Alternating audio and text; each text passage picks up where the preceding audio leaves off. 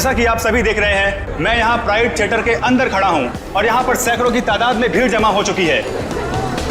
लोग अपने चहेते हीरो राणा के 100वें शो के टिकट्स खरीदने के लिए यहाँ पर एक दिन पहले से ही मौजूद हैं।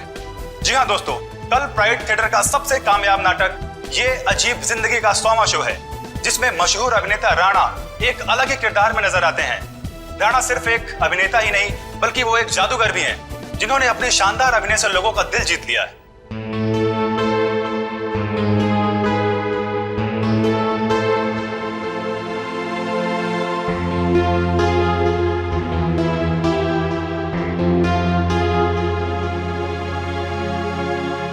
राणा एक ऐसे सुपरस्टार हैं जिनका नाटक ये अजीब जिंदगी अब तक 100वां शो पूरा कर चुका है। कल इतिहास के पन्नों पर राणा का नाम लिखा जाएगा। राणा इस जगत के बेताज बादशाह माने जाते हैं। राणा एक ऐसे सुपरस्टार हैं जो सिर्फ इस देश में ही नहीं बल्कि पूरी दुनिया में मशहूर है। इतनी कम उम्र में इतना मान सम्मान शायद ही किसी सुपरस्टार को मिला होगा। राणा वो एक्टर हैं जिसका कामयाब शो ये अजीब जिंदगी कल अपना 100वां शो पूरा करने जा रहा है। एक ही नाम, राणा राणा राणा। कोई नाम नहीं मीडिया वालों के पास दूसरा।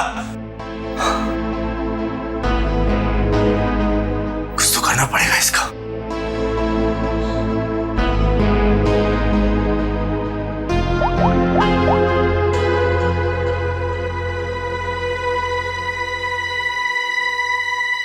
Pick up the phone.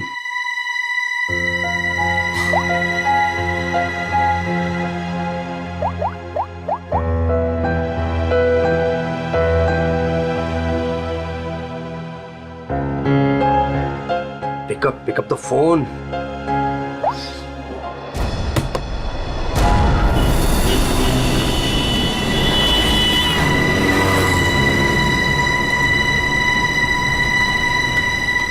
एक बार कहा नहीं मतलब नहीं, कोई छुट्टी नहीं मिलेगी।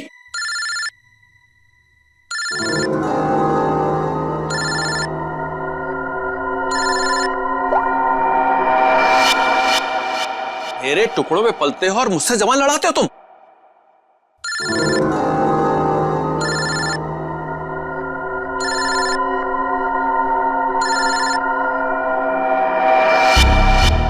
लगता तुम्हें मेरी बात समझ में नहीं आ रही है। वहीं आके समझाना पड़ेगा क्या? देखो, सुबह सुबह फोन मत किया करो मुझे। हेलो, अपने उस पति को बोल फोन उठाए, वरना मैं अभी तेरे घर आ जाऊंगा। देखो अमर, शांत हो जाओ, मैं कुछ करती हूँ। ना तुम्हें पैसा मिलेगा ना ही कोई छुट्टी, समझ रहे हो ना?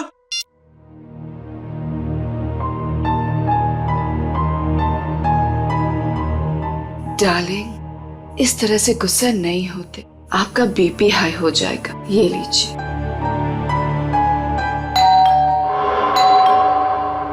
रामू, रामू, कहाँ मर गया ये? डार्लिंग, रामू बाजार गया है, मैं देखती हूँ। रिलैक्स।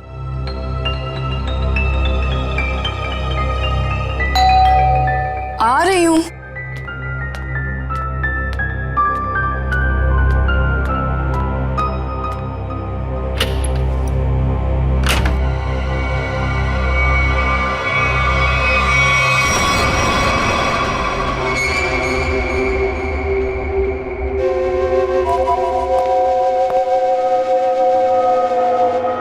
सेठ जी,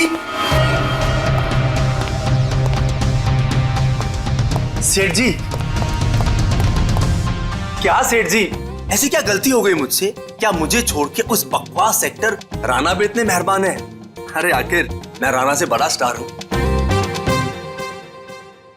स्टार हूं नहीं, स्टार था ये कहो। आजकल राणा का दौर है और उसे मैंने कहां से कहां पहुंचा दिया ये तो तुम्हें मालूम है ना? हाँ, मुझे पता है कल उसका 100वां शो है। सेठ जी मुझे भी वहां पहुंचा दीजिए ना। अब बर्दाश्त नहीं होता मुझसे, इससे ज्यादा मैं सह नहीं पाऊंगा। सेठ जी प्लीज मुझे एक बार फिर से स्टार्ट बना दीजिए प्लीज।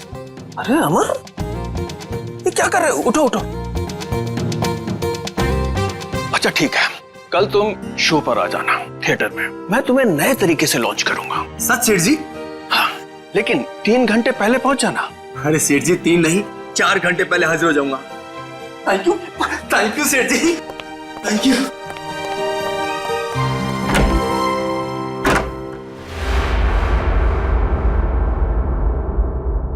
डार्लिंग, कल तो राणा का 100वां शो है, तो फिर आप अमर को कैसे लॉन्च करोगे? रीटा, जौहरी को असली हीरे की पहचान होती है। अमर वो हीरा है, उसके अंदर हुनर है। कल उसकी शो में एक नई एंट्री करवाऊंगा। अगर दर्शकों को पसंद आ गई तो उसे रख लूंगा। और वैसे भी राणा आजकल बहुत उड़ रहा है। डार्लिंग, आपका दिल कितना बड़ा है।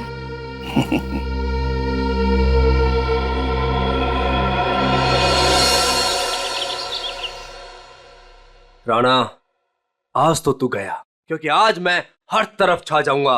लोग पागलों की तरह चिल्लाएंगे, Amar once more, Amar once more. Yes, time to show Amar. Come on, come on, come on, come on.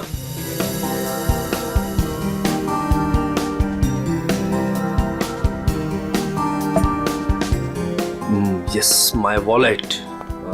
Yes Rana, आज सबको पता चल जाएगा कि कौन है असली स्टार, कौन है टैलेंटेड।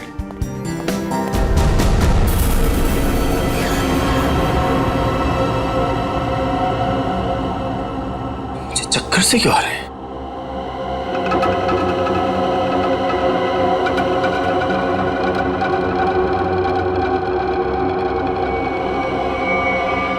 और ये पसीना, इतना पसीना क्यों आ रहा है मुझे?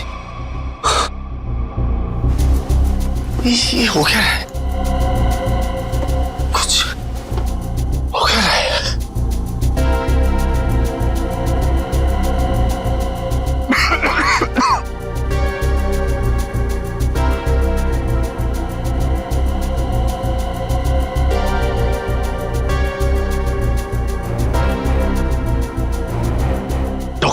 डॉक्टर को फोन करना पड़ेगा।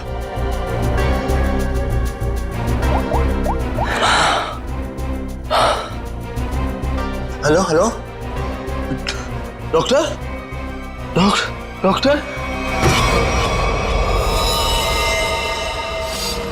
जब देखो काम काम काम।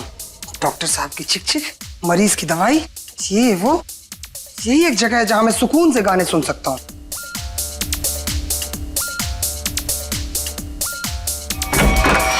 क्या बदतमीजी है ये? आ गया ये, देख लूंगा इसको, छोड़ूंगा नहीं। इधर से ही आया था। उमर साहब, कैसा बदतमीज दोस्त आपका, इतनी जोर से थप्पड़ मारा। उमर साहब, उमर साहब, आप बोलते क्यों नहीं कुछ? उमर साहब, उमर साहब।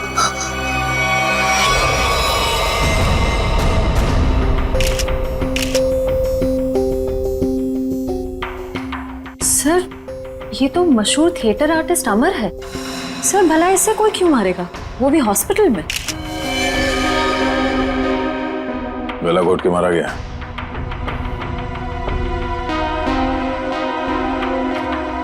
डॉक्टर साहब, ये आपका पेशेंट है, आपने इसे ऐसे बिना अटेंडेंट के यहाँ पे छोड़ दिया अकेले? आई एम सॉरी सर, लेकिन अमर को यहाँ फूड पॉइजनिंग के इलाज के लिए लाया गया था और इनकी तबीयत ठीक हो रही थी, इसीलिए मैंने सोचा कि उसे अकेला छोड़ दो। अब ये बताओ कि यहाँ पे किसी को देखा था आप लोगों ने? कोई आया था अमर से मिलने के लिए? हाँ सर, मैंने देखा था। वो फायर एग्जिट के पास से वो बंदा गया। वो सर बहुत ही बदतमीज आदमी था। उसका चेहरा तो याद होगा तुम्हें? उस सरफिरे इंसान की मैं शक्ल कैसे भूल सकता हूँ? रेडी? Sir, sketch. अरे ये तो मनोहर है, प्राइड थिएटर का मालिक।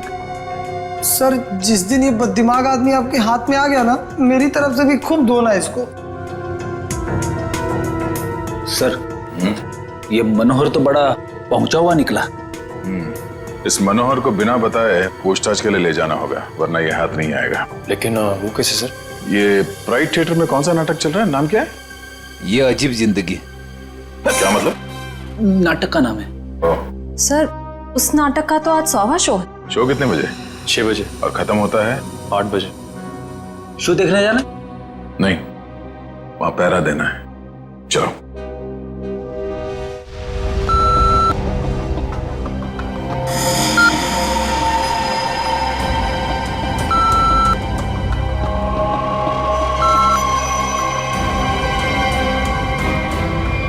डार्लिंग, देखा हमारे यहाँ की सिक्योरिटी कितनी सख्त है। लेकिन डार्लिंग, हम तो यहाँ के मालिक हैं ना। तो क्या हुआ, कानून सबके लिए बराबर है, हमें अपनी तलाशी देनी चाहिए। डार्लिंग, लेकिन आप यहाँ के मालिक हो, मैं आपकी वाइफ, तो मैं यहाँ की मालकिन हुई, और अगर मेरी चेकिंग सबके सामने हुई तो वो मेरी इंसल्ट होगी, and I will be very upset. Okay, आओ डार्लिंग। एक्सक्यूज मी सर, आप बिना चेकिंग के अंदर नहीं जा सकते। आप जरा इधर आएंगे प्लीज। मैडम आप भी। तुम जानते नहीं हम इस थिएटर के मालिक हैं? नहीं आए हो क्या? सॉरी सर, मुझे पता नहीं था। Sorry madam. अच्छा सुन, मेरा खड़ूस सेठ आ गया, मैं रखती हूँ ना। सर धन्यवाद हमारे जो आप पधारे। नूरी, नूरी यहाँ आओ। सर ये आपको आपकी सीट तक ले जाएगी। पूरा फ्रंट रो मैंने आपके लिए बुक किया है, ठीक वैसे जैसे आपको चाहिए था। भाई खास इंसान के लिए खास सीट।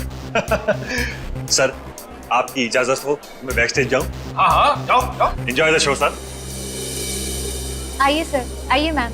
तुम कौन होती हो हमें सीट पे ले जाने वाली? हम इस थिएटर के मालिक हैं, मुझे मालूम है एक एक सीट कैसे लगी है और कहाँ बैठना है। टमाटर, रुको तुम।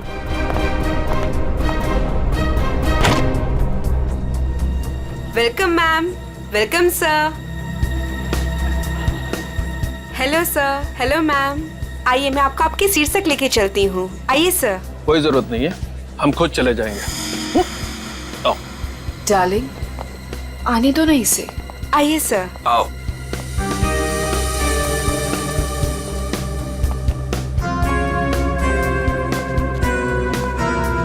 यहाँ बैठो।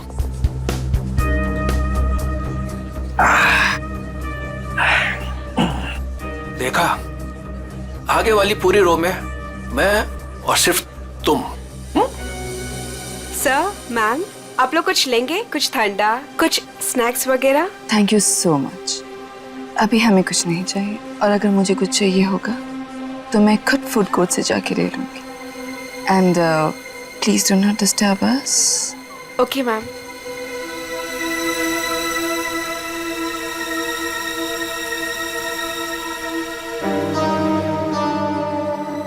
दिल करता है इनका तो गला दबा दूं मैं। मेरा भी यही मन करता है।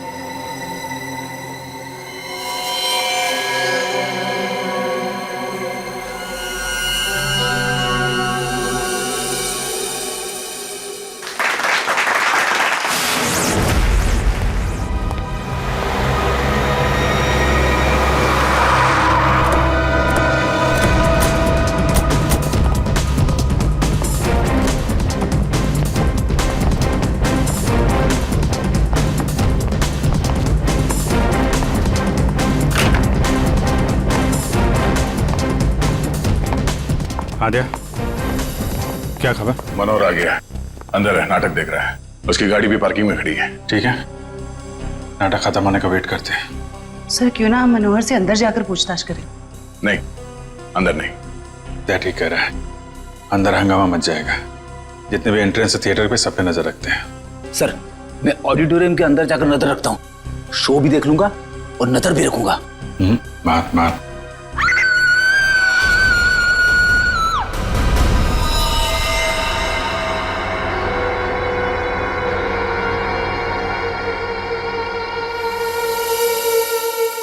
जिसे पकड़ने आए थे उसे ही किसी ने मार दिया, और वो भी इतने लोगों के सामने। यहाँ पे सिर्फ एक ही घाव दिख रहा है। लगता है किसी तेज हथियार का इस्तेमाल किया गया है, चाकू जैसा। वार सामने से हुआ है। ये चलते नाटक में किसी ने हमला किया।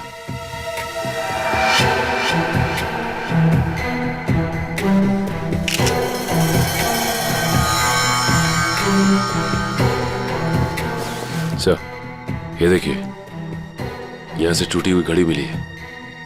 आप में से कोई पहचानता है इस घड़ी को? ये मेरे हस्बैंड की वॉच। मैडम, मैडम संभालिए अपने आप को। तपाई हुई है यहाँ पे। आप बैठी थे ना मनोहर जी के साथ प्ले देखने के लिए? जी, मैं उनके पास बैठी थी, लेकिन मैंने कुछ नहीं देखा। जब लाइट आई तो मैंने देखा कि आप इनके बगल में बैठी थी तो आपने कुछ देखा या सुना तो होगा ना? या फिर कहीं ऐसा तो नहीं कि आप इन्हें अपने पति मनोहर को? सर, आप ये क्या कह रहे हैं? मेरे हस्बैंड की मौत हुई है। मैं प्ले देखने में इतनी खो गई थी कि वो क्या है ना सर, राणा सर इतनी अच्छी एक्टिंग करते हैं कि लोग उनकी एक्टिंग देखकर सब कुछ भूल जाते हैं। तो मैनेजर साहब, आप कहाँ थे जब ये खून हुआ? मैं यही था सर, बैकस्टेज। और इनके आसपास और कौन बैठा था? रीटा मैडम के अलावा और कोई नहीं बैठा था। मनोहर जी के लिए मैंने पूरी फ्रंट रो खाली करवाई थी। उन्हें इसी तरह की सीटिंग बहुत पसंद थी। कमाल है, पास में कोई भी नहीं था। कुछ न कुछ तो गड़बड़ है। ये मैडम इनके बगल में बैठी थी मगर इन्होंने कुछ देखा नहीं, सुना नहीं, कैसे हो सकता है? चलो इनसे पूछ लेते हैं, शायद इनमें से कोई कुछ बता सके। प्लीज आप लोग शांत हो जाइए। देखिए, हमारी तहकीकात चल रही है, प्लीज शांत हो जाइए। सर, हमें क्यों रोक के रखा है? हमें जाने क्यों नहीं देते आप? देखिए, खूनी तक पहुंचने के लिए हमें आप लोगों से कुछ पूछताछ करनी होगी। आप लोगों के सामने एक आदमी का खून हो गया है। अगर आप में से किसी ने कुछ देखा हो, कोई खास चीज, कोई ऐसी चीज जो अजीब लग रही हो, जिससे हम खूनी तक पहुंच सकें। नहीं सर, कुछ नहीं देखा। कुछ तो सुना होगा, मनोहर जी की चीखने की आवाजें या फिर कुछ और? नहीं सर। नहीं सर। नहीं सर, कुछ नहीं। लगता है इन लोगों ने सोच लिया कि एक साथ ना बोलेंगे। ठीक है, फिर आपको लंबे समय तक यहाँ रुकना पड़ेगा। सर, मुझे कुछ बताना है। आप? सर, मैं नूरी हूँ और ये नैना, हम थिएटर के अटेंडेंट्स हैं। क्या कहना चाहते हैं? सर, एक्चुअली सेठ जी ने तो मुझे सीट तक ले जाने की भी इजाजत नहीं दी थी, लेकिन रीता मैम के समझाने पर नैना उन्हें लेकर गई थी। तो क्या देखा तुमने वहाँ? उन दोनों के बीच कोई झगड़ा या किसी बात को लेकर अनबन थी? नहीं सर, कुछ देखने का मौका ही नहीं मिला, क्योंकि उन दोनों ने मुझे वापस भेज दिया। और जब मैंने रीटा मैम से कुछ कोल्ड ड्रिंक्स वगैरह के लिए पूछा तो उन्होंने साफ मना कर दिया और कहा कि उन्हें कोई डिस्टर्ब ना करे। क्या ये रीटा नाटक के दौरान बाहर गई थी क्या? पता नहीं सर, हमने तो कुछ नहीं देखा। ठीक है, तो स्टार से भी मिल लेते हैं।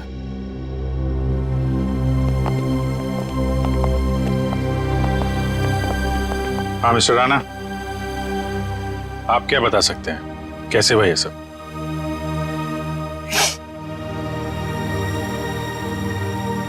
मैं क्या बताऊं सर, मैं वहीं पर था लेकिन कुछ देख ही नहीं पाया। सब मेरी वजह से हुआ सर, मेरी वजह से उनकी जान गई। मैंने थोड़ा भी ध्यान दिया होता तो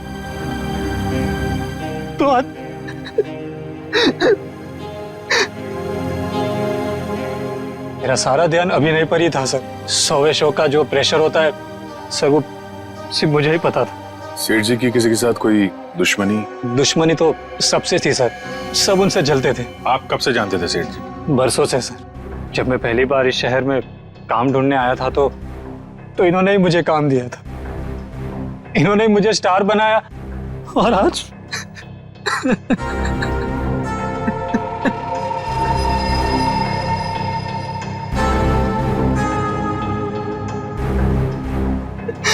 ये कौन है? सर, ये नत्थू है, मेरा असिस्टेंट। तुम कहाँ थे? सर, ये बैकस्टेज था, बेचारा बोल नहीं सकता। सर, जितनी जल्दी हो सके प्लीज खूनी को ढूंढ निकालिए। सर, शो अगर वापस शुरू नहीं हुआ तो? शो तो नहीं शुरू होगा जब तक केस सॉल्व नहीं हो जाता। थिएटर बंद रहेगा।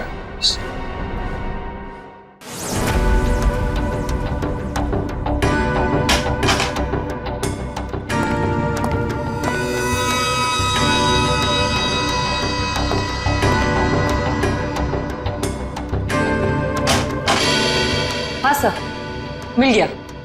मिला? गुड। क्या मिला तारिका जी? मनोहर के घाव के स्कैन में खून का सूखा हुआ बुलबुला ढूंढ रहे थे। सूखे हुए खून का बुलबुला? मैं कुछ समझा नहीं। खून का बुलबुला सुनने में कितना खतरनाक लगता है, नहीं? क्या हो गया दया से? ठीक है ना तू? मैं समझा था। भैया ये घाव देख रहे हो उसका? ये किसी तेज छुरी से किया गया था, लेकिन इतनी बारीकी से किया गया है ये घाव कि मैंने अपनी जिंदगी में इतना भारी घाव कभी देखा नहीं। ऐसा लगता है जैसे किसी ने बहुत तेजी से छुरी इसकी तरफ फेंकी, छुरी सीधी इसके सीने में घुसी और वहीं इसकी मौत हो गई। Instant death. लेकिन छुरी से इतना बारीक घाव कैसे बन सकता है सर, और वो भी इतने सारे लोगों के सामने? मुमकिन है दया, अगर छुरी कुछ इस तरीके की हो। ठीक है सर, मान लिया कि इसकी मौत इस चाकू से हुई है, पर ये खून का बुलबुला, ये कुछ समझा नहीं, क्या चक्कर है? खून का बुलबुला मतलब एयर एम्बोलिज्म। Air embolism? सालूं के साहब मैं कुछ समझा नहीं। मैं समझा। देखो, अगर कोई चीज किसी की तरफ बहुत तेजी से फेंकी जाएगी, इतनी तेजी से ये छुरी हवा को चीरती हुई इसकी सीने में घुसी, और उस हवा को चीरने में ये हवा का एक बुलबुला भी इसके जख्म पे लेकर के गई, और वो हवा का बुलबुला कहलाता है एयर एम्बोलिज्म। लेकिन डॉक्टर साहब, आप इतने यकीन के साथ कैसे कह सकते हैं कि इनकी मौत एयर एम्बोलिज्म की वजह से ही हुई है? क्योंकि मनोहर के घाव में से हमें सूखे हुए खून का बुलबुला मिला है। मतलब ये किसी शातिर छुरेबाज का काम है? बिल्कुल। सालूं के साहब सीधे सीधे बोल देते कि ये काम किसी छुर्रेबाज का है, इतना घुमा फिरा के बोलने की क्या जरूरत थी? अगर नहीं बताता तो तुझे एयर एम्बोलिज्म का पता कैसे चलता? देखो दया, ये किसी साधारण छुरेबाज का काम नहीं, ये किसी एक्सपर्ट का काम है। एक्सपर्ट? ऐसे? हाँ, ऐसे। तो इस मामले में तो हमारी मदद एक आदमी कर सकता है, सज्जू। सज्जू? कौन सज्जू? ये सज्जू बहुत बड़ा छुरेबाज है। एक मर्डर के केस में इसे जेल भेज दिया गया था। यही बता सकता है कि शहर में उसके अलावा और कौन छुरेबाज है। पता करो इस वक्त कौन से जेल में है और उसे बाहर लाने का बंदोबस्त करो अभी। मेरी ऑडियंस में चलते शो में मनोहर का खून हो गया है। पता ही नहीं चल रहा है कि ये खूनी आया कहां से और कहां से निकल गया। हाँ सर, यहाँ से तो कुछ मिला भी नहीं। जिस हथियार से खून हुआ वो भी नहीं मिला। वही तो अजीब बात है। यहां मनोहर बैठा था, स्टेज से किसी ने सामने से उस पर मार किया, और वो हथियार भी गायब है और खूनी भी गायब है। श्रेया, सीसीटीवी फुटेज चेक करो, देखो कोई यहाँ से आया गया है क्या। वंश, इन सबको जरा लाइन में खड़ा करो, सबकी तलाशी लेते हैं। Excuse me. जी मैम। अभी जो शो चल रहा था उसका फुटेज दिखाइए प्लीज। मैम, ऑडिटोरियम के अंदर की फुटेज आप शायद नहीं देख पाएंगे क्योंकि शो के दौरान लाइट बंद होती है। कोई बात नहीं, हमें फिर भी सारी फुटेज देखनी है। कौन अंदर आया, कौन बाहर गया, सब कुछ। Okay ma'am.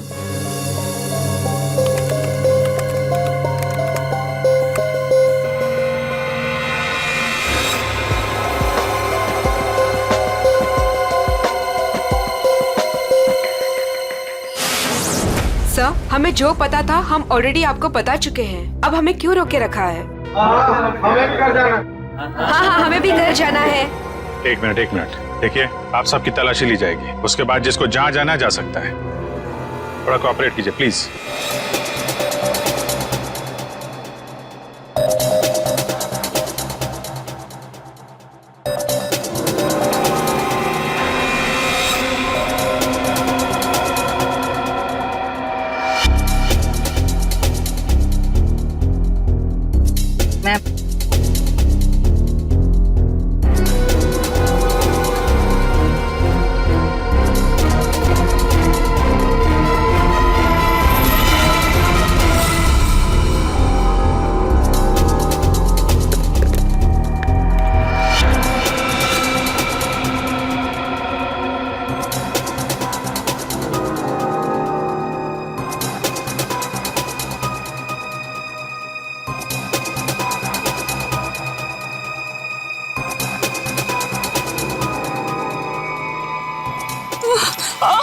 बेटा, क्या हुआ आपको? ठीक है? मेरी तबीयत ठीक नहीं लग रही, बहुत थकावट हो रही है, मैं रेस्ट करना चाहती हूँ। सब प्लीज, मैं घर जाना चाहती हूँ। सर, इनकी तबीयत ठीक नहीं लग रही। ठीक है, इनको घर छोड़ दो।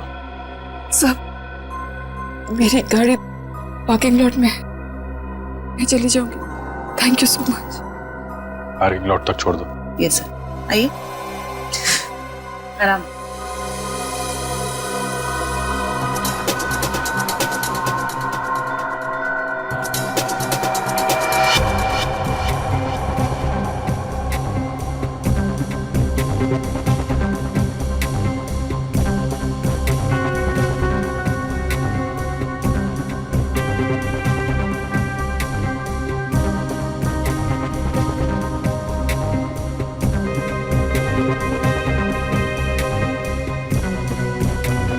कमाल है, कोई अपनी जगह से उठा भी नहीं है।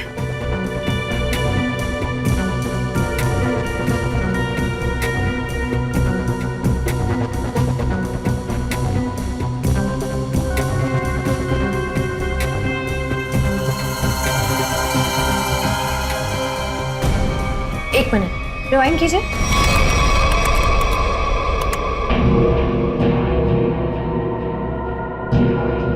ये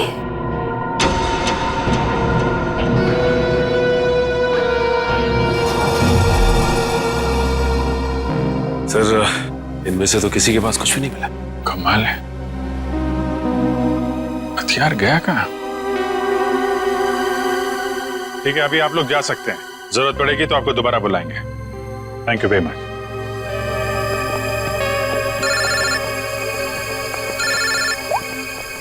हाँ श्रेया। सर, एक औरत अपनी जगह से उठी थी। क्या? 5-10 मिनट बाद वापस लौटी और अपनी जगह पे फिर से बैठ गई। कौन थी वो औरत? रीटा। माय गॉड, वो अभी भी पार्किंग लॉट में होगी। उसको पकड़ो जल्दी। ये रीटा बहुत बड़ी ड्रामेबाज है। ठीक है, आप ध्यान से, हाँ सामने देखिए, आराम से चलिए, आराम से।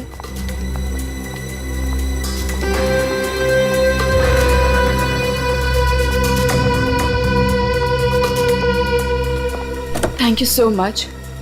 एक काम करिए, आप बैठिए, मैं अभी आती हूँ और आपको डॉक्टर के पास लेके जाती हूँ। ठीक है। Yes sir. शेवंती, रीटा को रोको जल्दी। ए! रुक! बाहर निकल! क्या हुआ? निकल बाहर! क्या हो रहा है? क्या बदतमीजी आप, मुझे घर क्यों नहीं जाने दे रहे? मनोहर का खून करके भाग रही हो। 7:50 को ऑडिटोरियम से बाहर निकली थी तुम। अपनी जगह किसी भाड़े के टट्टू को बिठाया, मनोहर का खून करवाया और 5-10 मिनट के बाद वापस वहां पहुंच गई। ये क्या कह रहे हैं आप? मैं कहीं नहीं गई थी। आपके ऑडिटोरियम में हर जगह सीसीटीवी कैमरे लगे हुए हैं। सब कुछ रिकॉर्ड हो रहा है। कौन आया, कौन गया, सब कुछ। फिर भी झूठ बोल रही हो तुम। हाँ। मैं थिएटर के बाहर गई थी। क्यों? क्यों गई थी? क्योंकि मेरी गन नहीं चल रही थी। गन? थोड़े से।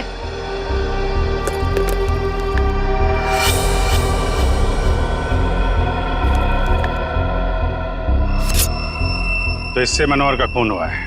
मैंने मनोहर को नहीं मारा और मुझे इस बात का बहुत अफसोस है कि मैं उसे नहीं मार सकी। मैं मनोहर के साथ यहाँ पे इसलिए आई थी कि मैं उसे मार सकूं, लेकिन जब मैंने गन निकाली तो वो चल नहीं रही थी। उसी को चेक करने के लिए मैं बाहर आई थी। समय निकल रहा था इसलिए मैं वापस चली आई। क्यों मारना चाहती थी मनोहर को? उसने मेरे अमर को मारा था, मैं उसका बदला लेना चाहती थी। अमर के खून का बदला? अमर मेरा बहुत ही स्पेशल दोस्त था। हम एक दूसरे को चाहते थे, हम दोनों बहुत करीब आ चुके थे। शायद इसी के बारे में मनोहर को भनक पड़ गई थी और जब अमर का अचानक खून हुआ तो मैं समझ गई थी कि मनोहर ने अमर को मारा है। अरे मनोहर जैसे घटिया इंसान से तो मैंने पैसे के लिए शादी की थी, लेकिन मेरा दिल सिर्फ अमर को चाहता था। लेकिन अमर मुझसे ज्यादा रंगमंच को चाहने लगा था। लेकिन तुम मनोहर को तो कहीं भी मार सकती थी। यहाँ थिएटर में क्यों मारने आई थी इतनी भीड़ भाड़ में? क्या करती? मनोहर मुझे जबरदस्ती यहाँ पे ले आया था। कह रहा था कि राणा का 100वां शो है, मेरी कोई स्पेशल एंट्री होगी, मुझे सम्मानित किया जाएगा वगैरह वगैरह। मुझे लगा यही सबसे अच्छा मौका है। अंधेरे में मैं उसे मार दूंगी अब फिर मैं निकलूंगी। मनोहर की स्पेशल एंट्री, ये क्या है? मुझे नहीं पता। यशवंत ने मनोहर को इस स्पेशल एंट्री के बारे में बताया था। मनोहर सुबह आया भी था इस स्पेशल एंट्री की रिहर्सल के लिए। सर फिर तो इस स्पेशल एंट्री के बारे में यशवंत से ही पूछते हैं। जब तक असली खूनी नहीं मिल जाता तुम हमारी कस्टडी में रहोगी। लेकिन जब मैंने कुछ किया ही नहीं है। चुप। ले चलो इसे।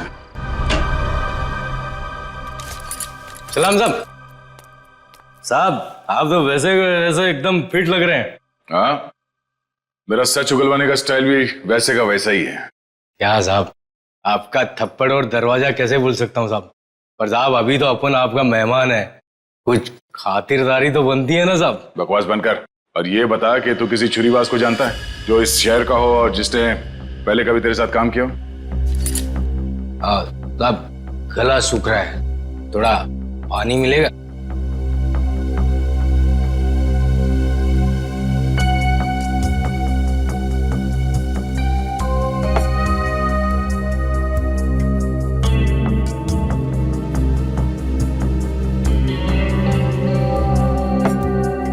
क्या बता। आप जानकर क्या करोगे साहब? मतलब तुझे पता है? हाँ पता है, लेकिन एक शर्त पर बताऊंगा। तो सीआईडी के सामने शर्त रखेगा? साहब पहली बार सीआईडी के काम आऊंगा, वो शर्त तो बनता है ना साहब। बोल। मेरी सजा माफ करवा दो साहब, फिर मैं आपको इस शहर के एक से एक हर एक छुरेबाज का पता बता दूंगा।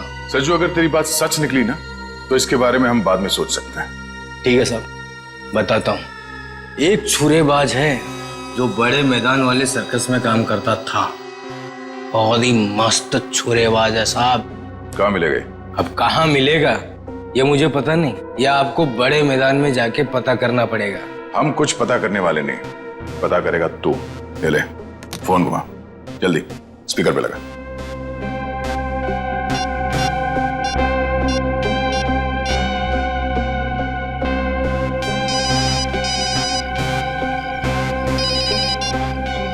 हेलो। हेलो काका, मैं सज्जू। अरे सज्जू, कैसा है तू? तेरी सजा पूरी हो गई? नहीं काका, अब लगता है जल्दी पूरी हो जाएगी। काका वो राजू छुरेबाज अपने सर्कस में काम करता था ना, क्या अब भी वो सर्कस में काम करता है? अरे नहीं बेटा, सर्कस तो कब का बंद हो चुका है। अब तो उसकी जगह यहाँ मैदान में बच्चे खेलते हैं और राजू का भी कोई पता नहीं। तुमने तो राजू को देखा है ना, दिखता कैसे वो? ये आदमी, ये तो रेडी। अभिजीत को फोन लगा, पता करो कहाँ है वो। Yes sir. क्यों साहब, आपका काम तो हो गया है ना साहब, अब मेरा काम कर दीजिए ना। साहब यूं हंस क्यों रहे हैं साहब? सज्जू, एक बात हमेशा याद रखना, सीआईडी और चोर का रिश्ता हमेशा एक तरफा होता है, जहां पे सिर्फ चोर सच बोलता है। दो खून करके सजा माफ करने की बात कर रहा तू? दिमाग खराब है तेरा? ले जाओ उसे। चल। सर, अभिजीत सर का फोन नहीं लग रहा है, किसी का भी फोन नहीं लग रहा सर। हमें थिएटर में अभी जाना होगा।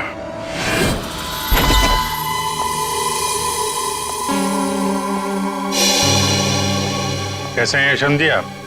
अरे सर, आप यहाँ? जी हाँ, आपसे कुछ पूछताछ करनी थी। सर, मैं आपको सब कुछ बता चुका हूँ, मुझे और कुछ नहीं पता। आप बस इस केस का हल निकलवाइए और ये थिएटर फिर से खुलवाइए। हल तो तभी निकलेगा यशवंत जी जब आप हमें स्पेशल एंट्री के बारे में बताएं। Special entry? वो क्या है सर? वही जो आपने मनोहर से कहा था कि आप उसे किसी स्पेशल तरीके से एंट्री करवाएं। क्या है वो स्पेशल एंट्री? सर, अब आप कैसे जानते हैं इस स्पेशल एंट्री के बारे में? देखिए, हमें तो बहुत कुछ पता है, बेहतर होगा आप अपने आप बता दो, वरना बहुत प्रॉब्लम हो जाएगी। सर, वो मुझे कुछ नहीं पता। मुझे तो वो बस मतलब इतना बताया गया था कि जो कुछ भी तुमसे कहा गया ना, सब कुछ सच सच बताओ, समझे? सर, वो मुझे बताया गया था कि नाटक खत्म होने के 10 मिनट पहले। सचिन, संभालो से। श्रेया, वंश।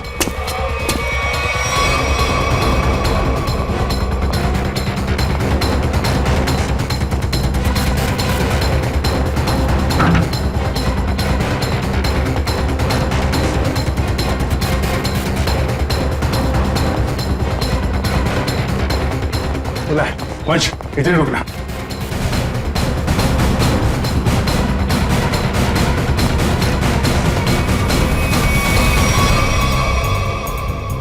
सर ये इतने सारे कचरे के डब्बे।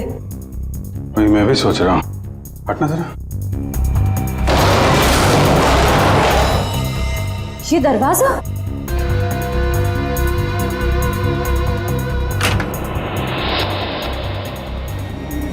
अंदर चल के देखते हैं।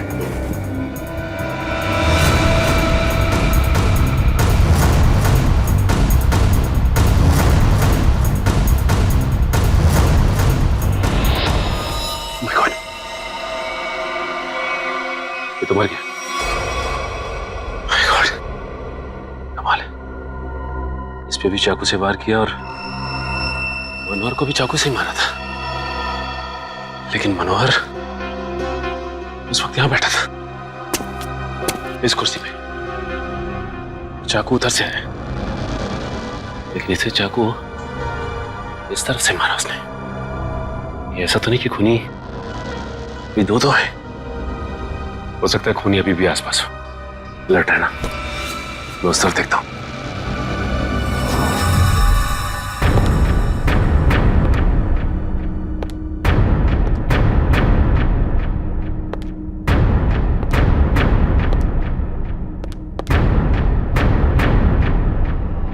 सर ये क्या है?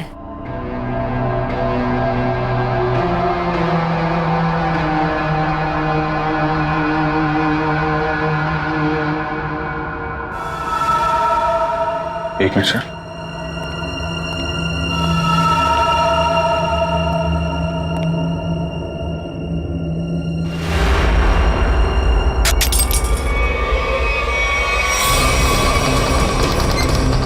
जयवंती,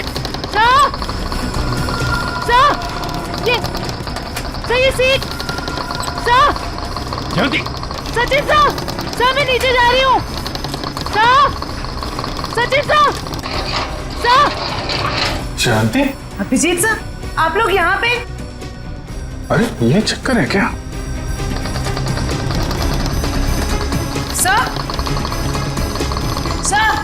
सचिन सर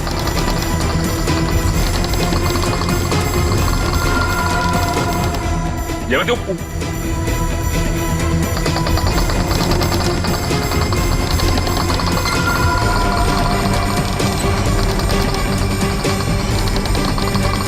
सही।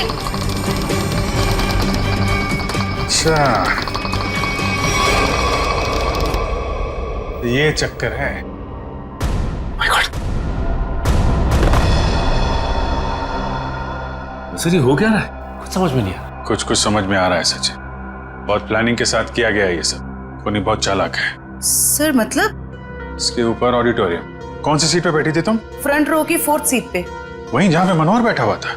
अच्छा, तो ये बेसमेंट का कमरा खास मनोहर को मारने के लिए बनाया गया है। तो इसका मतलब शो के दौरान किसी ने ये नॉब घुमाया और मनोहर को सीट से नीचे लेके आया। करेक्ट, जैसे जयवंती नीचे आई और उसके बाद मनोहर का खून किया और फिर नॉब घुमाया और सीट के साथ मनोहर को ऊपर पहुंचा दी। तो ये थी मनोहर की स्पेशल एंट्री। ठीक कहा अभिजीत। तो आखिर तुमने ये कमरा ढूंढ ही लिया, मगर अफसोस तुम लोग यहाँ से बच के नहीं जा सकते। श्रेया सर वो देखो स्टेज पे।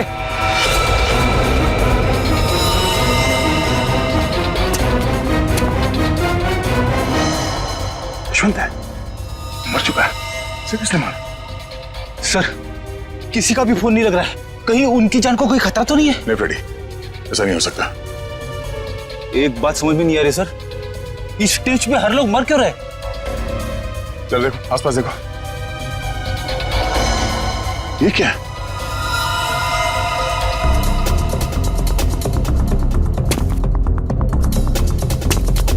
बहुत आदत है ना तुम लोगों को दूसरों के काम में टांग अड़ाने की, लेकिन अब अड़ा नहीं पाओगे क्योंकि तुम लोग यहाँ से जिंदा बच के नहीं जा पाओगे। सर ये किसकी आवाज है? नीचे चल के देखना होगा। यहाँ से चलते? नहीं, दिव्या लाश के पास रहो, ये और रास्ता ढूंढना होगा। चलो।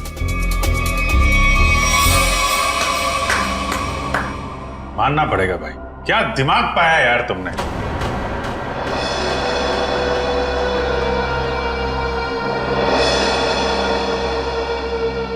वाह, मनोहर को मारने के लिए क्या क्या तैयारी की थी तुम। आखिर मेरा ये तेज दिमाग काम आ ही गया। इस सीट का ऊपर से नीचे आना, ये नोक, ये सब मेरे दिमाग की ही उपज थी। अरे लेकिन मनोहर ने बिगाड़ा क्या था, मारना क्यों चाहते थे उसको तुम। सिर्फ पैसों की खातिर इस थिएटर को बर्बाद कर रहा था। रोज मुझे धमकी देता कि राणा हवा में मत उड़, किसी और को स्टार बना दूंगा। उसी वक्त मैंने ठान लिया कि मैं उसे मारकर इस थिएटर पर कब्जा कर दूंगा और एक सच्चे कलाकार की तरह इसे आगे बढ़ाऊंगा। लेकिन मनोहर स्पेशल एंट्री के लिए मान कैसे गया? क्योंकि मैंने उसे कह दिया था कि मनोहर ये 100वां शो है, तो कुछ भी करके उसे एक खास एंट्री करनी होगी।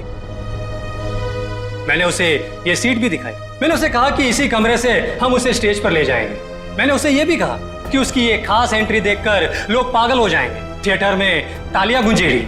वो मान गया और नाटक खत्म होने के 10 मिनट पहले जब यशवंत ने नॉब घुमाया और जैसे मनोहर नीचे आया, नत्थु ने खंजर फेंका और यशवंत ने दोबारा मनोहर को ऊपर पहुंचा दिया।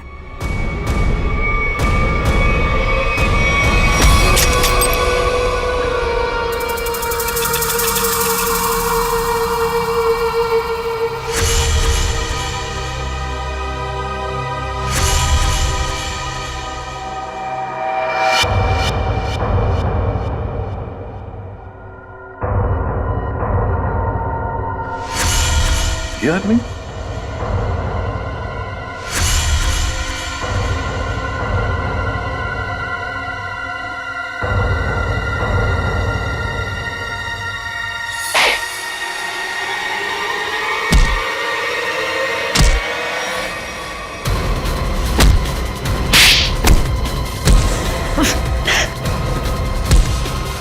भागता कहाँ है? क्यों, राजू से नत्थु बनकर यहाँ अपना हुनर दिखाने चला है तू? सर्कस में काम करने का बहुत शौक है ना। अब तुम दोनों को एक अनोखे सर्कस में भेजेंगे, जेल में।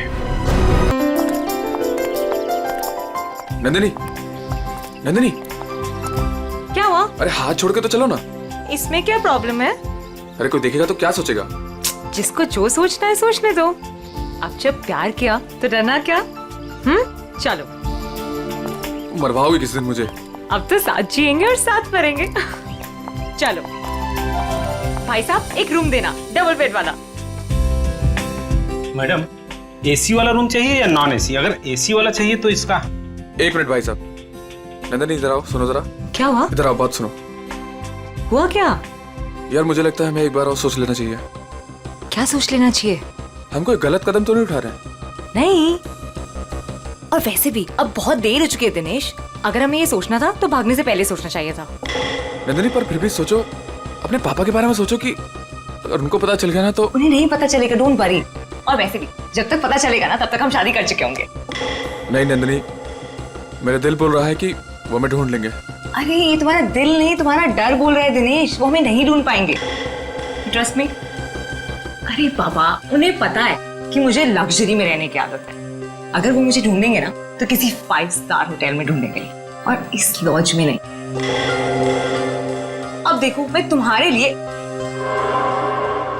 इस गंदी सी लॉज में रह रही हूँ, जहां मैं एक दिन तो क्या, 1 मिनट के लिए भी सांस नहीं ले सकती।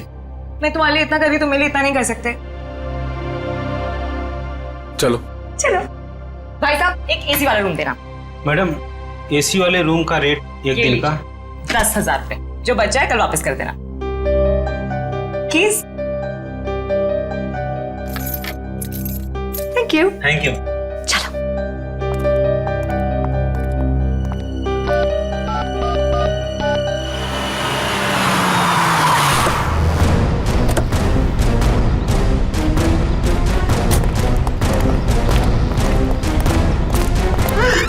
कहाँ है मेरी बेटी? कौन है आप लोग? मेरी बेटी कहाँ है? आपकी बेटी? ये यहाँ आई है। नहीं, ये यहाँ नहीं आई। तू तो कह रहा था यहीं पे आई है। सर, पक्का यहाँ ही आई है? नहीं नहीं, यहाँ नहीं आई। एक एक रूम छान मारो, अगर बेटी यहाँ मिली तो तू तो गया काम से। चल ले। सर, सर मेरी बात सुनिए सर, प्लीज। सर सुनिए तो सर, सर, सर प्लीज मेरी बात सुनिए। सर कोई नहीं है सर, कोई नहीं सर, तुम्हारे और कस्टमर है सर, परेशान सब परेशान मत करो। कौन है आप लोग? ऐसे कैसे रूम में घुस आए? रहने दो सर, तुम्हारे और कस्टमर है।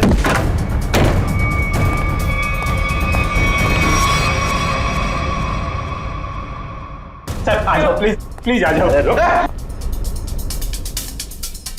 तुम्हारे और कस्टमर है सर, परेशान सब परेशान मत करो सर। किशोर के साथ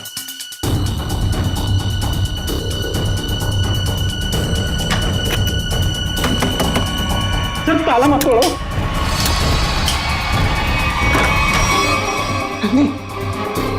नंदिनी सुनो, क्या क्या बाहर क्या बात है? क्या तुम भी ना इतने गर्भो गुरु को मैं देखती हूँ, क्या हुआ है? सब परेशान मत करो सर, सब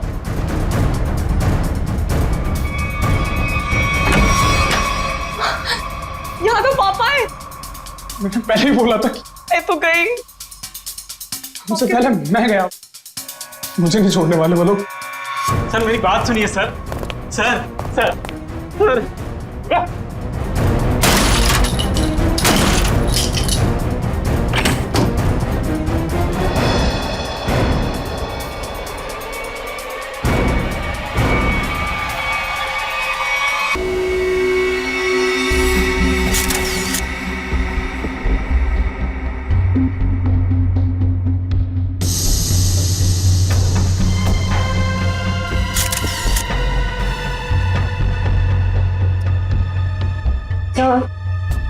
इसके हाथ या पैर पर कहीं भी कोई भी चोट या घाव का निशान दिख नहीं रहा है।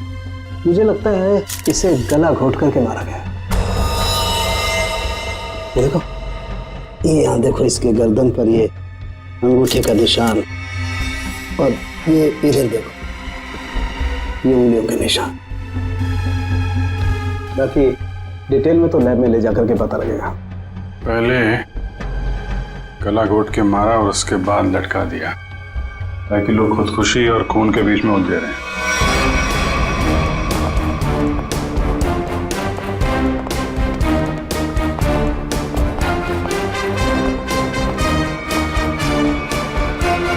कौन है ये लड़की मैंने साहब?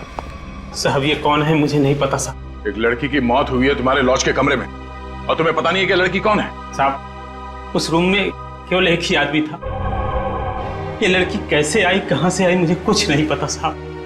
कौन आदमी था? कहाँ है वो? साहब वो तभी से नहीं दिखा, पता नहीं कहाँ गुम हो गया। फोन किया उसे? मैंने फोन किया था लेकिन उसका फोन नहीं लग रहा है। कोई आईडी वगैरह तो होगी ना? हाँ साहब। दिखाओ जरा। सब लेके आता हूँ। और आप गन लेकर निकल पड़े लड़की को ढूंढने के लिए। सर क्या करता मैं बहुत गुस्से में आ गया था। ये लड़का मेरी बेटी को बहला फुसलाकर घर से भगाकर यहाँ ले आया। सर एक्चुअली वो बात ऐसी थी। चुप। मैं खबरदार अपना मुंह खोला तो। देखिए ये दोनों बालिग हैं और इनके लिए क्या अच्छा है क्या बुरा है ये लोग जानते हैं, तो इनकी जिंदगी का फैसला इन्हें करने दीजिए। माफ कर दीजिए साहब, बाप हूं इसका। मैं जानता हूं कि इसकी समझ इतनी नहीं कि वो अपने शादी ब्याह का फैसला खुद कर सके। सर लड़की की कोई भी आइडेंटिटी नहीं मिली है सर, ना ही कवर में कोई सूटकेस है और ना ही कोई पर्स वगैरह। सर मुकेश कुमार जयवंती, जरा इस नंबर पर फोन करके देखो कहाँ पे है याद। Yes sir. मैनेजर साहब, जब ये मुकेश अपने कमरे से सामान लेके बाहर निकला तो आपने उसे देखा नहीं? साहब वो खाली हाथ आया था, उसके हाथ में कोई लगेज नहीं था और लॉज से निकलते हुए उसको देखा भी नहीं। पता नहीं कहाँ गुम हो गया साहब। ये कोई और गेट है क्या यहाँ लॉज में आने जाने का? हाँ साहब, लॉज के पीछे एक दरवाजा है। तो दरवाजा लॉक नहीं रखते? साहब उसका लॉक खराब है। सचिन जरा चेक कर लो, शायद वो लड़की उसी गेट से आई है। मुकेश ने उसका खून किया और उसके बाद वहीं से गायब हो गया। सर एड्रेस और नंबर दोनों जाली है। तब तो शायद बोल नहीं सकते, उसका नाम भी गलत ही होगा। सर पीछे की तरफ से तो किसी ने भी किसी को आते जाते नहीं देखा। कोई कोई और आया था उस मुकेश से मिलने के लिए? साहब एक औरत आती थी, उससे मिल के तुरंत चली जाती थी साहब। उस औरत का चेहरा तो याद है ना? हाँ। ये लॉज के बाहर भी आसपास उस मुकेश के बारे में पूछते हैं। अगर उसने खून किया होगा तो बदहवासी में भाग रहा होगा। किसी न किसी ने तो देखा होगा।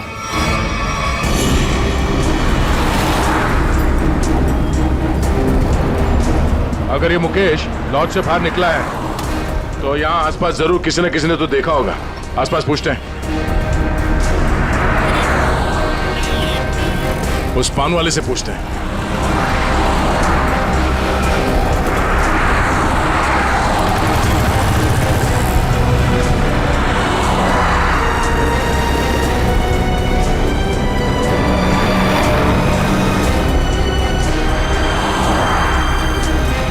हाँ पंडित। कहिए सर, कुछ जानना चाहते हैं आप? आपको कैसे पता कि हम यहाँ कुछ जानने आए हैं? मैडम जी, यहाँ पर सब कोई पान खाने थोड़ी ना आते हैं। अब कोई अपना पता पूछने आता है, कोई रास्ता पूछने आता है, और आप जैसे लोग तो किसी के बारे में जानने आते हैं। मतलब आप ये भी जानते हैं कि हम क्या जानने आए हैं? नहीं साहब, लेकिन आप लोगों की फोटो तो अखबार में छपती रहती है ना साहब। आप ये बताइए, आपने आज या कल में इस आदमी को यहाँ आसपास देखा है? देखा है साहब। कहाँ पे? इस बेवड़े को भला मैं कैसे भूल सकता हूँ। ये सूट बूट में था और उसकी चाल पूछिए मत। क्या मतलब? मैडम जी, हद से ज्यादा चढ़ा रखी थी इसने। मैं दुकान पर ही था, तभी ये आदमी होश गंवाए उस तरफ से आ रहा था।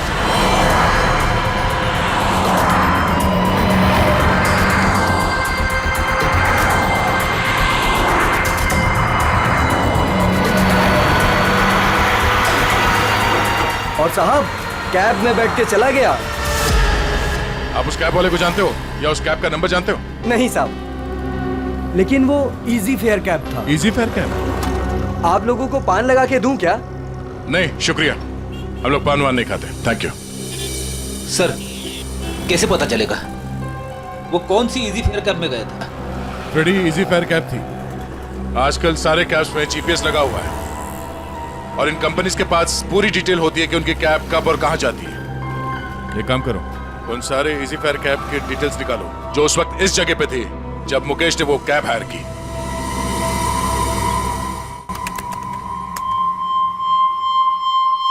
तो सुनीता नाम है इस औरत का। छोटी मोटी चोरियां करती है और लोगों के जेब भी काटती है। 5 महीने पहले जेल से छूटी थी, पर उसके बाद इसका कोई रिकॉर्ड ही नहीं है। और अब अचानक लॉज में इसकी लाश मिली, वो भी गले में फंदा लगाकर मरी है। इस सुनीता की मुकेश के साथ क्या कनेक्शन हो सकता है? इस मुकेश का कोई क्रिमिनल रिकॉर्ड भी नहीं है। सर एक बात समझ में नहीं आ रही, उस लॉज का वो कमरा मुकेश के नाम पे बुक था। ये स्केच वाली औरत अक्सर मुकेश से मिलने उसी कमरे में जाया करती थी, पर लाश मिलती है सुनीता की, जिसे किसी ने आते जाते देखा भी नहीं, और अब मुकेश गायब है। ये चक्कर क्या हो सकता है सर? हो सकता है सबके पीछे इस दूसरी औरत का हाथ हो। सर, इस दूसरी औरत का क्रिमिनल रिकॉर्ड नहीं है हमारे पास।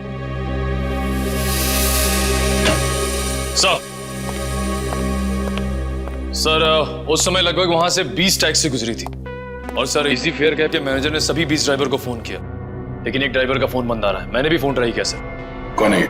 सर उसका नाम सुधीर है। सुधीर? लगता है यही हमारा आदमी है। श्रेया, जरा हमारे क्रिमिनल डेटाबेस में चेक करो, इस सुधीर का कोई इंफॉर्मेशन है क्या? सर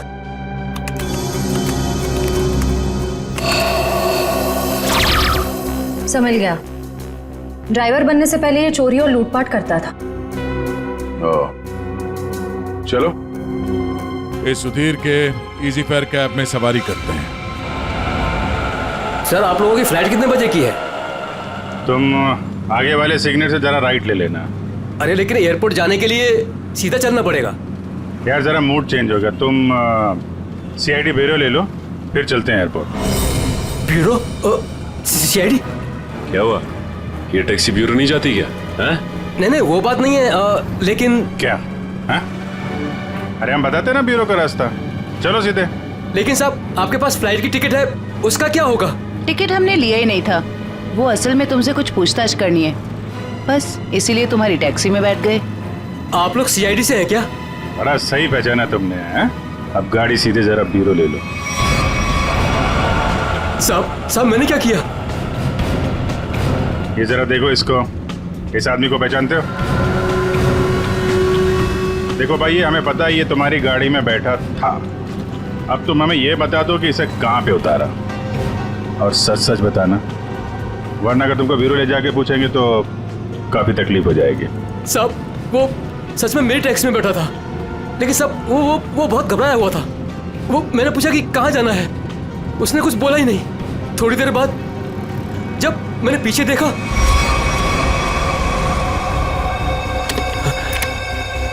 अरे साहब क्या हुआ? साहब कुछ बोलते क्यों नहीं? तो क्या? तो साहब वो मर गया था। क्या? तो तुमने पुलिस को इन्फॉर्म क्यों नहीं किया? साहब मैं बहुत डर गया था साहब। जब तुमने कुछ किया ही नहीं तो फिर डर क्यों रहे थे तुम? वो होता क्यों नहीं? अब मैं सर मेरा लाइसेंस वाला दारू सप्लाई करता हूँ, तो मुझे लगा कि मैं फंस जाऊंगा साहब। बस तो तुम गए ही हो। चलो वो जगह दिखाओ जहाँ पे लाश छुपाई है।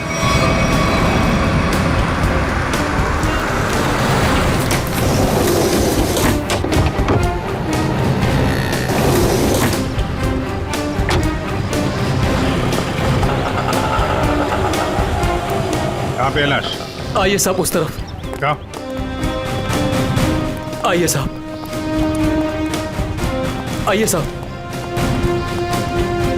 सर इस कार की डिक्की में।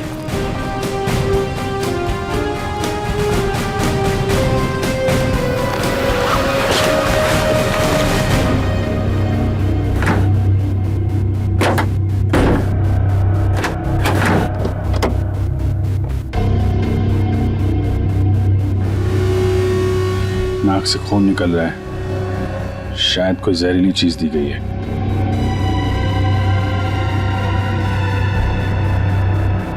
और कहीं तो कोई घाव या चोट का निशान नहीं दिख रहा है।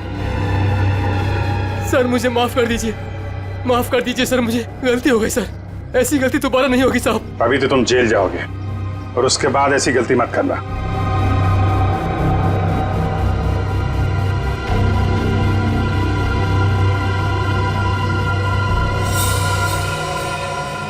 इस पे एड्रेस है, शायद ये एड्रेस असली हो। इस एड्रेस पे चेक कर लेते हैं।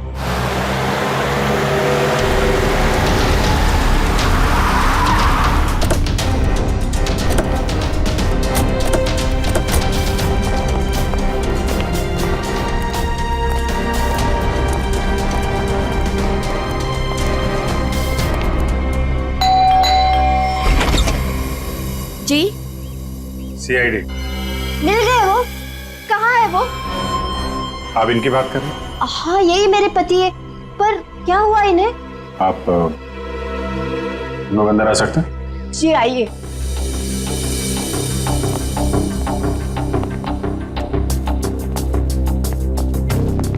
बोलिए ना इंस्पेक्टर साहब, क्या बात है? मुकेश की तस्वीर ऐसी क्यों है? क्या हुआ है उन्हें? सब ठीक है ना? क्या हुआ भाभी? आप कौन? सर मेरा नाम रतन है, मैं मुकेश जी के शॉप में काम करता हूँ। भाभी जी पुलिस स्टेशन गई थी तो मैं भी उनके साथ गया था। एक्चुअली मुकेश ने एक औरत का खून कर दिया है। क्या? खून कर दिया? जी हाँ, खून। लॉज के एक अपने ही कमरे में उन्होंने उस औरत को मार डाला। नहीं, ये नहीं हो सकता। मुकेश तो मेरे अलावा किसी से बात तक नहीं करते थे, वो किसी औरत का खून क्या करेंगे? यही नहीं, वहाँ पे तो एक दूसरी औरत भी उनसे मिलने आई थी, उसको भी ढूंढ रहे हैं हम लोग। प्लीज ये देखिए, ये वो है जिसका खून हुआ है और ये उनसे मिलने आई थी। आप पहचानती हैं इन्हें? नहीं, मैं इनमें से किसी को नहीं पहचानती। बताइए ना, मेरे मुकेश कहाँ है? कहाँ है मुकेश? एक्चुअली मुकेश का भी खून हो गया है। हे भगवान, ये क्या हो गया? कह दीजिए ये सब झूठ है। सीआईडी झूठ नहीं बोलती, हमें मुकेश की लाश मिली। ऐसा नहीं हो सकता। मुकेश मुझे अकेला छोड़ के चले गए, मैं तो बर्बाद हो गई। संभालिए अपने आप को, प्लीज। कैसे संभालूं? बताइए मुकेश कहाँ है? मुकेश की बॉडी को हमने फॉरेंसिक लैब भेजा है कुछ जानकारी के लिए, ताकि ये पता लग सके कि उनकी मौत कैसे हुई। मुझे ले चलिए मुकेश के पास, मुझे अभी लेके चलिए उनके पास। देखिए, जांच के बाद बॉडी आप लोगों को हम लोग सौंप देंगे। वैसे मुकेश काम क्या करते थे? एक जनरल स्टोर है हमारा। General store? इतना बड़ा बंगलो और बाहर गाड़ियां खड़ी हैं, लगता है मुकेश जी काफी मेहनत किया करते थे। दिन रात मेहनत करते थे, बस सुबह शाम काम ही काम।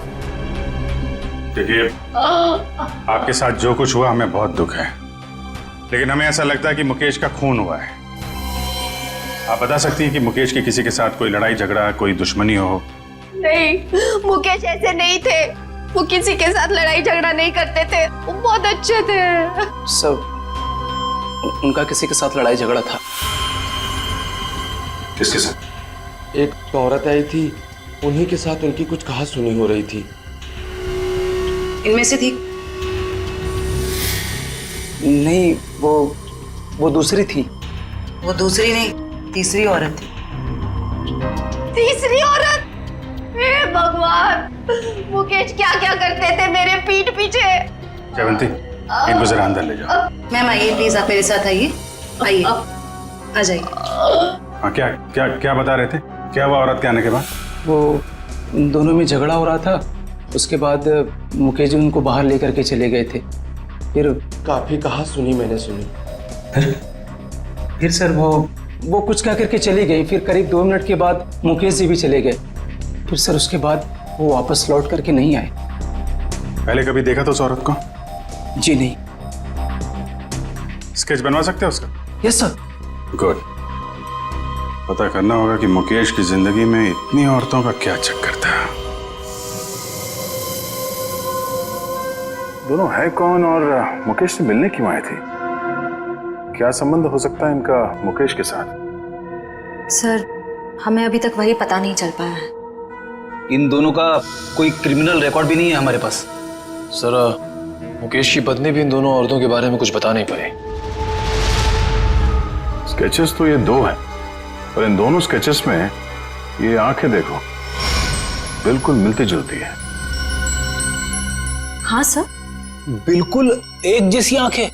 सिर्फ आंखें ही नहीं, ये चीक बोन्स, ये चिन, ये फोरहेड, बिल्कुल एक जैसी है। मगर सर, दोनों के बाल अलग हैं। एक के कर्ली बाल हैं और एक के सीधे लंबे। निखिल, बालों को तो जैसे चाहे तुम बना सकते हो। और नहीं तो क्या, वीग लगा लिया होगा इसने। सर इसका मतलब ये दोनों स्केचेस एक ही औरत के हैं, सिर्फ हुलिया अलग है। बिल्कुल। एक काम करो, इन स्केचेस की कॉपीज को अलग अलग पुलिस स्टेशन में भिजवा दो। दया। अरे डॉक्टर साहब, क्या बात है, ये बन ठन के कहाँ के लिए निकले आप? सालू के साहब, आज बादल किसके ऊपर फटने वाला है? अब मेरा मतलब है, टोक मत यार, अपने फ्रेंड के साथ लंच के लिए जा रहा हूं। लड़का या लड़की?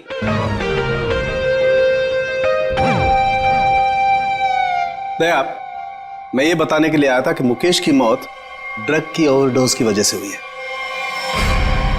ड्रग्स के ओवरडोज की वजह से? और ये ड्रग भी कोई साधारण ड्रग नहीं है, बहुत ही खतरनाक ड्रग है। नई नई आई है, बाजार में आसानी से मिलती नहीं है। ड्रग्स मार्केट में नहीं है? कहीं ये ड्रग का ओवरडोज मुकेश की जान लेने के लिए तो नहीं दिया गया था? सारे खबरियों को अलर्ट कर दो, पता करना होगा इस नए ड्रग का पेडलर कौन है।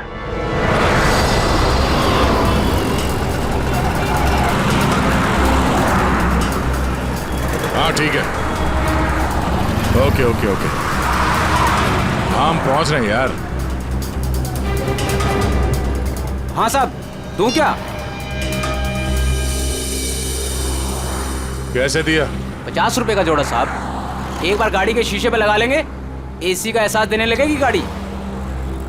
बेवकूफ बना रहा है, धूप तो अंदर आ रहा है। साहब मुझे कुछ समझ नहीं आया, इसलिए मैंने पुराना डायलॉग चिपका दिया। खबर क्या है ये बता। खबर ये है सर, जो मार्केट में महंगी वाली ड्रग आई है, हाँ, उसके पेडलर का पता चल गया है। कौन है वो? हितेश नाम है मैडम उसका। कहाँ मिलेगा? नाइट क्लब में। ये ले, थैंक यू। सर वो जेसिका ही है जिसकी स्केच आपने भेजी थी, लेकिन सर वो तो 6 महीने पहले ही मर चुकी है। ऐसा कैसे हो सकता है? कैसे मर सकती है? सर मैंने उसका पोस्टमार्टम किया था, इसलिए कह रहा हूँ। ओह, सर एक बात और, वो इंडियन नहीं थी सर। इंडिया के बाहर से आई थी? जी सर। उसकी लाश कहाँ मिली थी? क्या हुआ था उसको? सर लाश तो लावारिस थी, ऐसे सारी डिटेल इस फाइल में है सर।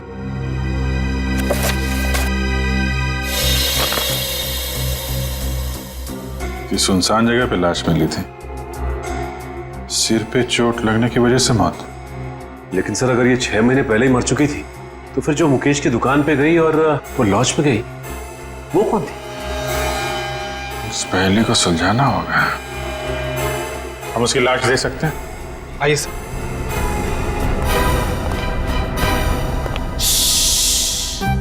देखो, डरना नहीं है? मैं तुम्हारे साथ हूँ, आराम से सो जाओ। पीलू? जी डॉक्टर साहब। किससे बातें कर रहे थे तुम? अरे डॉक्टर साहब, इन्हीं अपने दोस्तों से जो सो रहे यहाँ पे बेचारे।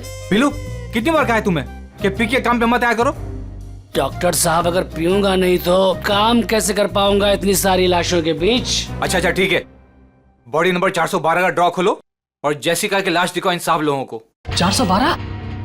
अरे क्यों देखना चाहते हैं आप लोग? और आप लोग कौन? CID। लाश दिखाओ। CID? आप लोगों ने तो सारा नशा ही हिरन कर दिया। सर एक बात है, आप देखेंगे तो आपका मन दुखी हो जाएगा, आपका पूरा दिन खराब हो जाएगा। गड़बड़ लगता है ये पीलू, कुछ ज्यादा ही नाटक कर रहा है। लाश देखना जरूरी है क्या? पीलू तुम जानते हो तुम किससे बात कर रहे हो? देखो, तुमसे जितना कहा जाए सिर्फ उतना करो, समझे? वरना जितनी चढ़ी है ना, 2 मिनट में उतर जाएगी सब। अरे आप लोग तो बेकार में नाराज हो गए, मैं तो आपके सबके भले के लिए बात कर रहा था। आइए आप लोग उसके रिश्तेदार हैं क्या? एक बार में समझ में नहीं आता तुझे? बोला ना CID से है। हाँ आप लोग लगते भी नहीं हैं, क्योंकि कहाँ वो दूध जैसी गोरी सफेद चिट्ठी और हाँ क्या? नहीं बस मैं ऐसे बड़बड़ कर रहा था। आप आइए। बेचारी।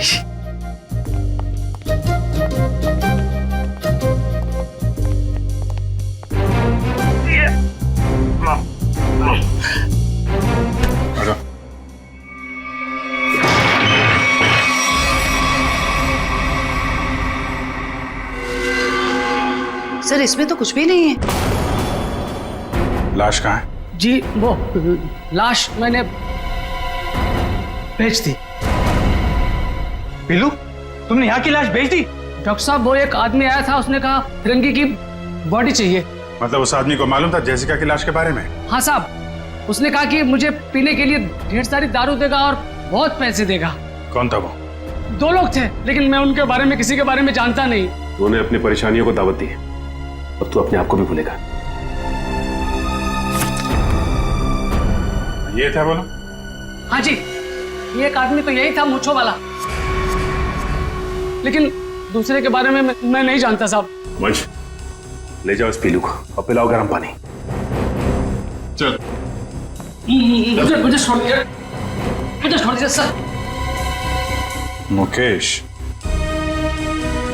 तो मुकेश का और जेसिका का कुछ तो लेना देना है। अगर ये मर चुकी है तो फिर वो कौन है? सर बिल्कुल जेसिका जैसी दूसरी औरत कौन हो सकती है? शायद उसकी कोई हमशक्ल। एम्बेसी से ये जेसिका की सारी डिटेल्स निकलवा लो। Yes sir.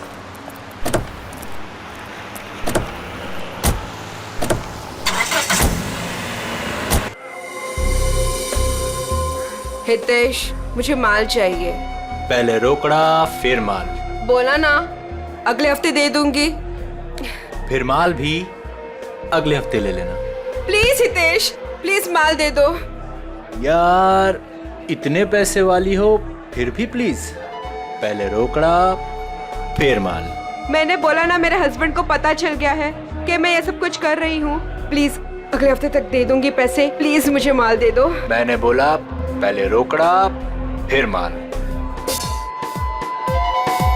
जो तुम्हें चाहिए वो काफी महंगा है। इतने पैसे है तुम्हारे पास? मैंने उधारी का धंधा बंद कर दिया है। उसकी फिक्र तुम मत करो, जितने पैसे चाहिए उतने मिलेंगे। माल सही होना चाहिए। काफी तेजी है माल की। माल के लिए मैं कुछ भी कर सकती हूँ। ओके, पहले पैसे फिर माल। नहीं, पहले माल फिर पैसे। Smart girl.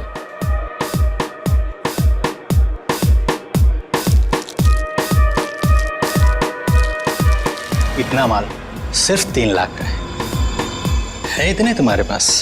सिर्फ 3 लाख? इतने पैसे तो मेरे बॉडीगार्ड अपने जेब में लेके घूमते हैं। अभी बुलाती हूँ।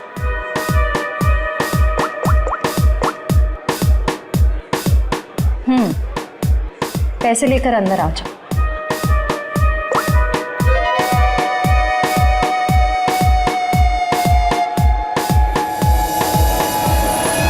फ्रेडी, निखिल, तुम दोनों यही रहो और यहां से किसी को बाहर जाने मत देना।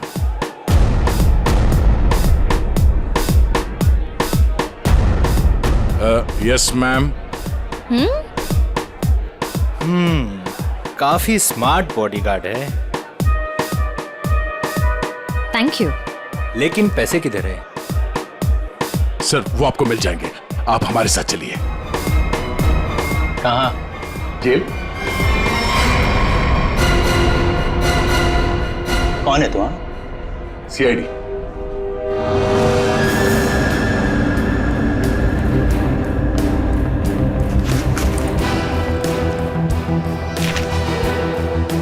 ये कौन है? सर मुझे नहीं पता। ध्यान से देखो, तुम्हारी बेची हुई ड्रग्स के ओवरडोज की वजह से मरा है। सर मेरे क्लाइंट्स फिक्स है, मैं किसी अनजान लोगों को माल नहीं देता। अच्छा ठीक है। ये आई थी तुझसे माल लेने के लिए? हाँ सर, 2-3 दिन पहले आई थी, काफी माल लेकर गई है। इसे कैसे दिया तुमने माल? हाँ, तुमने तो अभी कहा कि अनजान लोगों को तुम माल नहीं देते। सर ये बहुत रिक्वेस्ट कर रही थी और रोकड़ा भी अच्छा खासा लाई थी। मैंने सोचा फिरंग है, क्या फर्क पड़ता है, इसलिए दे दिया। ड्रग्स बेचने के जुर्म में अब जेल की हवा खाना। चल मैम। चल। सर पता करना होगा ये लड़की जिंदा कैसे है। सर उस स्केच वाली औरत का पता चल गया। कौन है वो? आइए सर।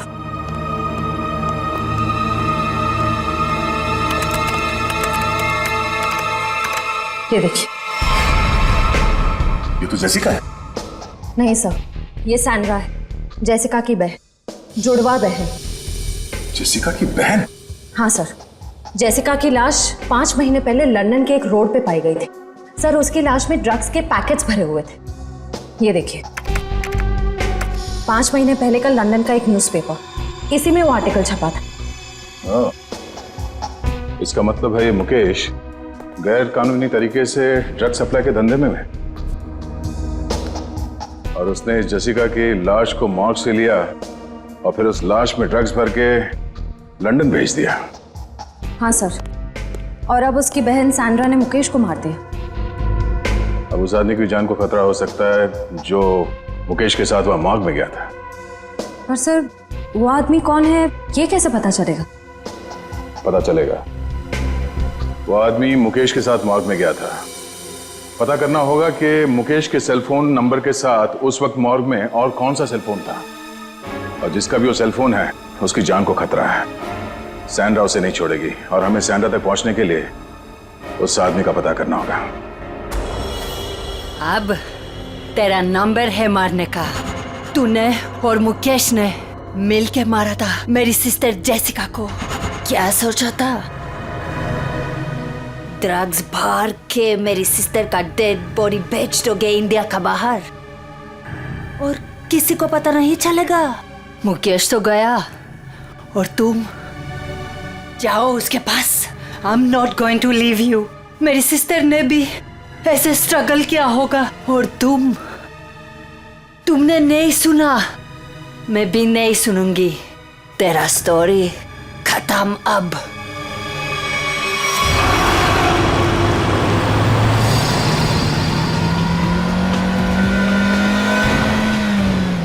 उस नंबर का लोकेशन क्या बता रहा है अभी? सर अंधेरी में। अंधेरी में? कोई मूवमेंट है या एक जगह पे रुका हुआ है? सर एक ही जगह रुका हुआ है। सर हाँ? लगता है सैंड्रा ने मुकेश के साथी को अंधेरी में उस जगह पे बंधक बना के रखा है। सर कहीं सैंड्रा ने उसे मार तो नहीं दिया? अब ये तो कह नहीं सकते। सर लेकिन जिस इंसान को सैंड्रा वहाँ लेके गई है वो भी मुकेश के साथ गुनाह में शामिल था। पर उसे सजा कानून देगा, ना कि वो सैंड्रा।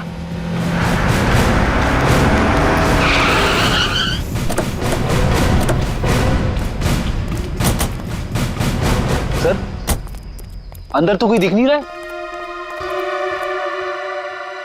वहां चल के देखते हैं। Oh no, Sandra! सैंड्रा!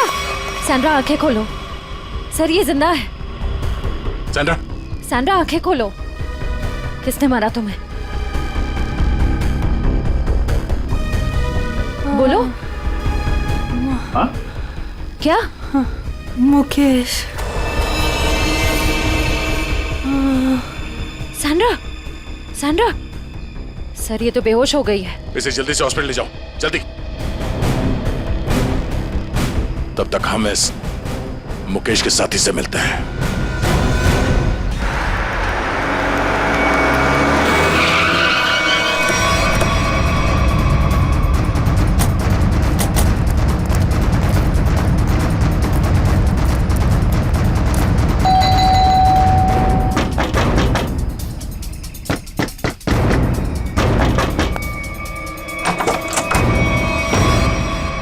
आप लोग फिर? तुम तब से यहीं पे हो क्या? वो भाभी जी को फोन लगा रहा था तो उनका फोन नहीं लग रहा था तो मैं उनसे मिलने चला आया। अच्छा, क्या हुआ इन्हें? क्या हुआ सर? मुकेश के खूनी का पता चला?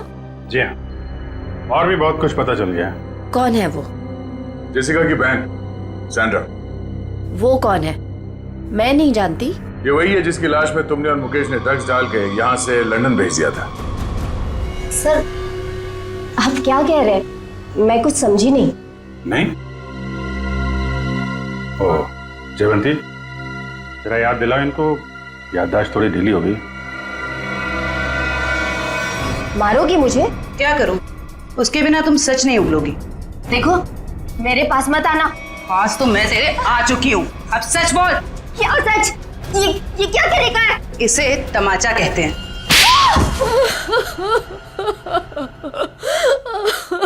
हाँ हाँ हमने ही किया था ये सब।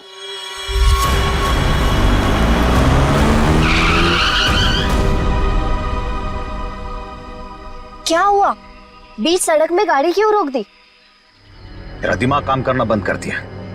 आज तुम्हारी वजह से इस चक्कर में फंसा मैं। मेरी वजह से? क्या मतलब है तुम्हारा? मैं तुम्हारा कोई गला नहीं काट रही थी कि ये काम तुम्हें ही करना पड़ेगा। बेवकूफ था मैं जो तुम्हारी बातों में आ गया।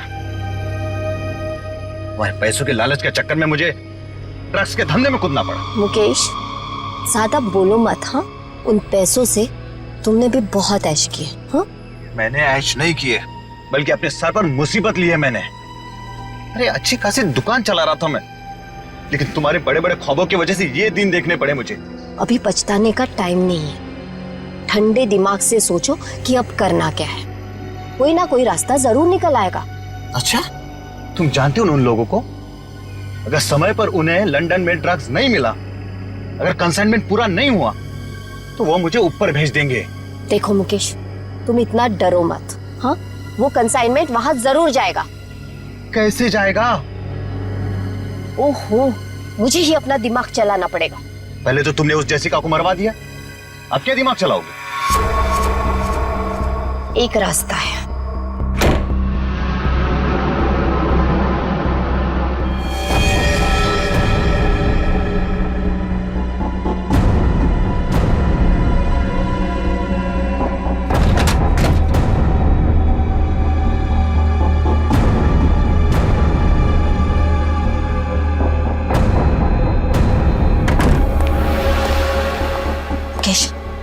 जल्दी करो, हमें इस मुसीबत का जल्दी से जल्दी छुटकारा पाना है।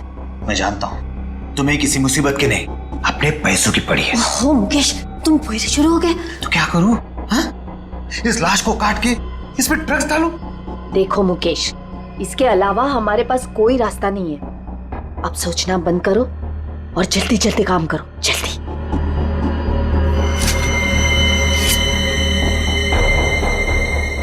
क्या सोच रहे हो तुम?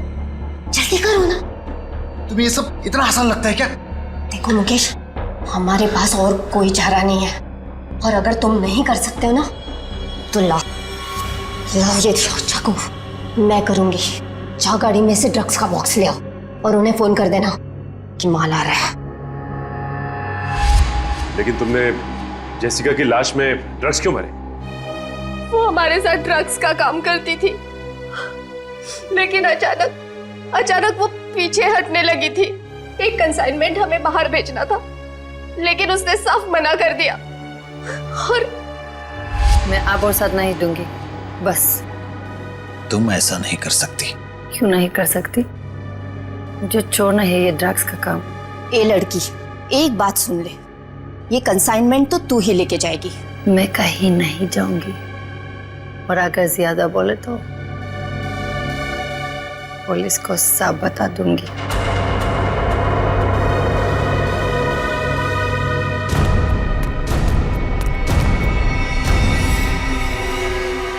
इसको तो सबक सिखाना ही पड़ेगा।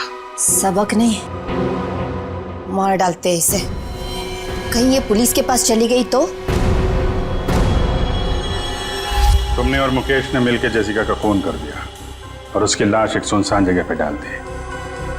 लेकिन जब विदेश से कंसाइनमेंट भेजने का प्रेशर आया तो उसकी लाश का इस्तेमाल कर लिया तुमने। हाँ। तुम लोगों को लगा कि किसी को पता नहीं चलेगा, पर अचानक जेसिका की बहन सैंड्रा इंडिया आ गई और वो मुकेश के पीछे पड़ गई। हाँ, वो हमें ब्लैकमेल करने लगी थी और धमकी देती थी कि वो हमें पुलिस के हवाले कर देगी। सुनीता को मुकेश के पीछे लगा दिया सबूत इकट्ठा करने के लिए। मुकेश डर गए और यहाँ इस लॉज में छिपके रहने लगे। लेकिन सुनीता वहां भी पहुंच गई, इसलिए मुकेश ने उसका गला दबा के खून कर दिया। लेकिन उससे पहले ही सुनीता मुकेश को ड्रग्स का ओवरडोज दे चुकी थी, जूस में मिला के। मैंने सैंड्रा से भी बदला ले लिया, मार डाला मैंने उसे। नहीं, सैंड्रा मरी नहीं, उसे तो वक्त रहते हमने हॉस्पिटल पहुंचा दिया, वो बच जाएगी। लेकिन तुम अपने गुनाहों की सजा भुगतने जेल जरूर जाओगे।